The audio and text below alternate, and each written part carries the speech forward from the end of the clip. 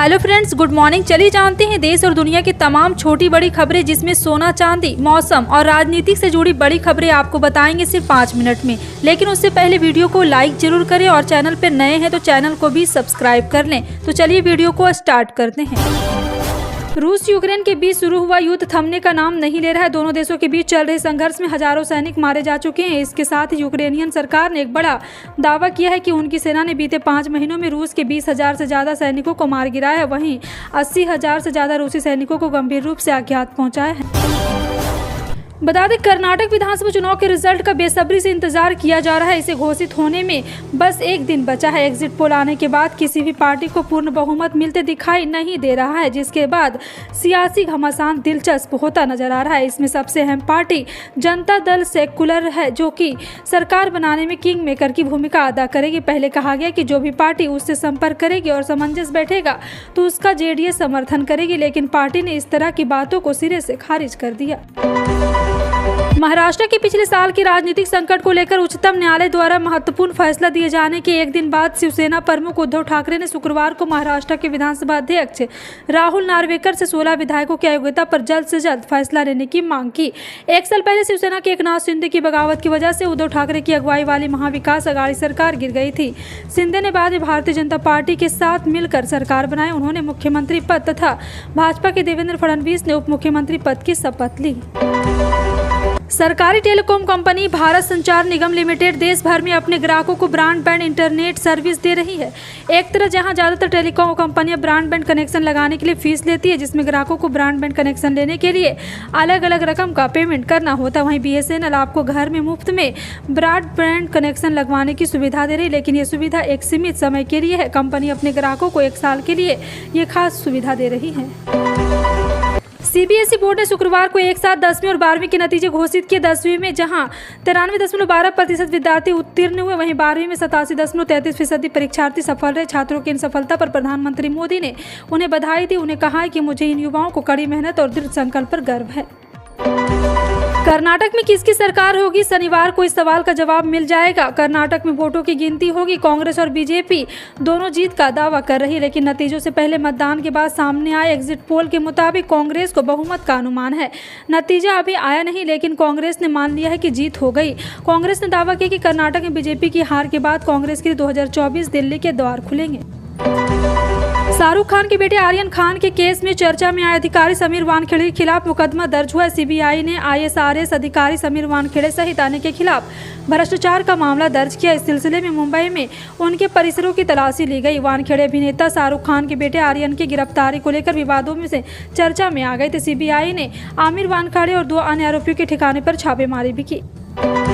प्रदेश के मुख्यमंत्री शिवराज सिंह चौहान शुक्रवार को प्रवास के दौरान जिले के रामनगर आयोजित लाडली बहला सम्मेलन को संबोधित करने पहुंचे, जहां CM के रामनगर आगमन से उत्साहित लाडलियां उन्हें हेलीपैड से स्कूटी स्क्वाड के साथ स्केटिंग करते हुए सभा स्थल तक लाई, जहां लाडलियों ने शिवराज को बघेली भाषा में लिखी धन्यवाद पाती से भरी टोकरी भी सौंपी। यह मिले स्नेह से अभिभूत मुख्यमंत्री ने रैंप पर जाकर लड़कियों पर पुष्प वर्षा की। इस दौरान CM ने हितग्राहियों को भू अधिकार पत्र प्रदान किया और जिले को 287 करोड़ के विकास कार्यों की सौगात दी। वाराणसी के विवादित ज्ञानोपी परिसर में मिले कथित शिवलिंग के मामले में इलाहाबाद हाईकोर्ट का बड़ा फैसला है। इलाहाबाद हाईकोर्ट ने कथित शिवलिंग के साइंटिफिक सर्वे किए जाने का आदेश जारी किया है। आर्कियोलॉजिकल सर्वे ऑफ इंडिया को ज्ञानोपी परिसर में मिले कथित शिवलिंग का साइंटिफिक सर्वे करना होगा। कोर्ट ने साफ आदेश दिया है कि SI को कथित शिवलिंग के नुकसान पहुंचाए बिना साइंटिफिक सर्वे करना होगा।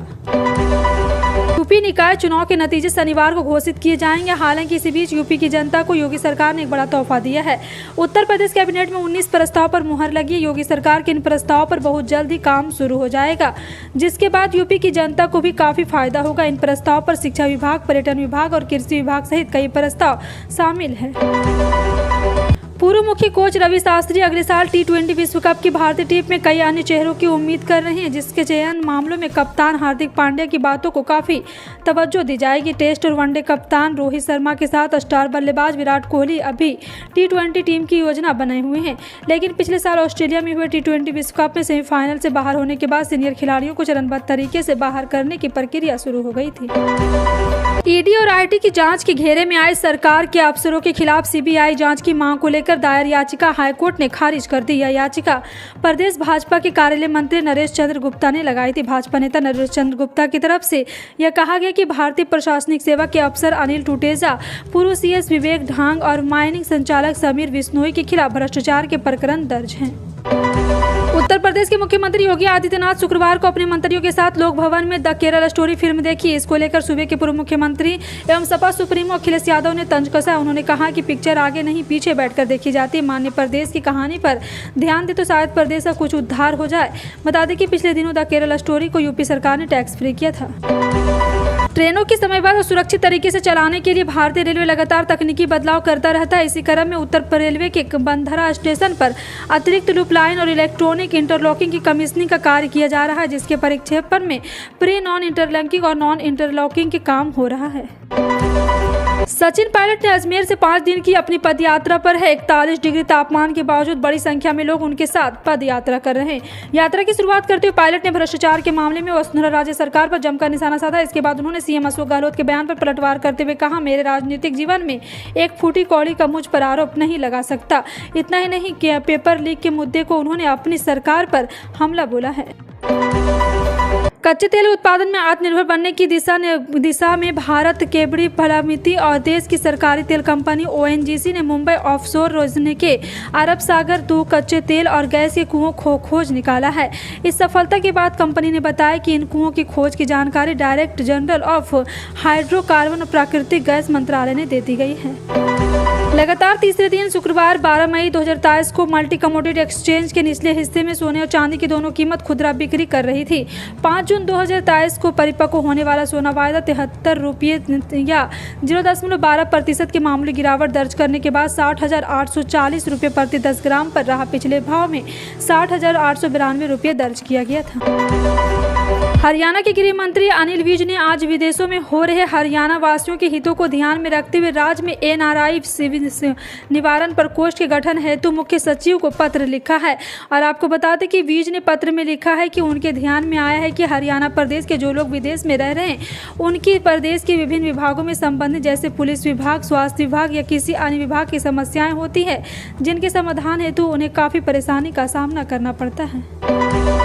राजस्थान के बाद महाराष्ट्र में लंपी वायरस ने दस्तक दे दी है। इससे मवेशी पालकों के बीच हड़कंप मच गया। वहीं राज्य सरकार मामले की गंभीरता को देखते हुए सतर्क हो गई है। बीमार पशुओं के इलाज के लिए पशु चिकित्सकों की टीम खड़ी की गई है। चिकित्सक कमजोर और बीमार गाय भैंस लगातार अपडेट ले रहे हैं। कहा जा रहा है कि लंपी वायरस की चपेट में आने से कई मवेशी की मौत भी हो गई है। कलकत्ता हाईकोर्ट के न्यायाधीश अभिजीत गंगोपाध्याय ने 36,000 प्राथमिक शिक्षकों की नौकरी रद्द करने का आदेश दिया। वे सभी अपरिचित थे। कोर्ट ने कहा है कि वे अगले 4 महीने स्कूल जा सकेंगे, लेकिन वेतन पारा और पूरा शिक्षक के रूप में मिलेगा। आपको बता दें कि उच्च न्यायालय के फैसले के अनुसार राज्य के 3 महीने के भीतर भर्ती प्रक्रिया शुरू करनी होगी। न्यायाधीश ने यह भी कहा है कि जिन लोगों की नौकरी रद्द की गई है वो भी नई भर्ती प्रक्रिया में भाग ले सकते हैं यदि उन्हें पहले ही प्रशिक्षण प्राप्त किया लिया है। दूसरी ओर प्राथमिक शिक्षक परिषद के अध्यक्ष गौतम पाल ने हाईकोर्ट के आदेश के खिलाफ चुनौती के बारे में कहा है कि शिक्षा पार्षद फैसले के खिलाफ कोर्ट में अपील करेगा। लगातार दूसरे महीने में रिटेल महंगाई गिरावट देखने को मिली, जो कि 5% से नीचे आ गई है और करीब 1% की गिरावट देखने को मिली। आंकड़ों के अनुसार देश की रिटेल महंगाई 18 महीने के लोअर लेवल पर आते हुए 4.7% पर आ गई, जिससे पहले मार्च के महीने महंगाई दर 5.66% पर पहुंच गई थी। आखिरी बार सबसे कम महंगाई अक्टूबर 2021 में देखने को मिली थी। तब देश की रिटेल महंगाई 4.5 पर पहुँच गई थी। पिछले कई दिनों से बिहार में तापमान लगातार बढ़ रहा है, जिससे लोग परेशान थे। कई जिलों में लू की स्थिति थी। अब एक बार फिर गर्मी से राहत मिलने की उम्मीद है। मौसम विभाग ने भविष्यवाणी की है कि 15 मई को यहां उत्तर पूर्व और दक्षिणी पूर्व भाग के 12 जिलों में हल्की बारिश और मेघ गर्जन की संभावना जताई गई है। हालांकि अभी 14 मई तक कोई राहत नहीं मिलने वाली है, लेकिन तापमान में थोड़ी गिरावट देखी जा सकती है। बुधवार की अपेक्षा बीते गुरुवार को तापमान में हल्की गिरावट देखी गई। राजधानी पटना में बुधवार की अपेक्षा गुरुवार को 0.6 डिग्री तापमान में गिरावट आई, तो वहीं किशनगंज में 3 डिग्री तापमान में गिरावट आई है। फर्जी तरीके से प्रधानमंत्री किसान सम्मान निधि लेने वाले 12,182 फर्जी किसानों को अब 18% ब्याज के साथ रुपये वापस करने होंगे।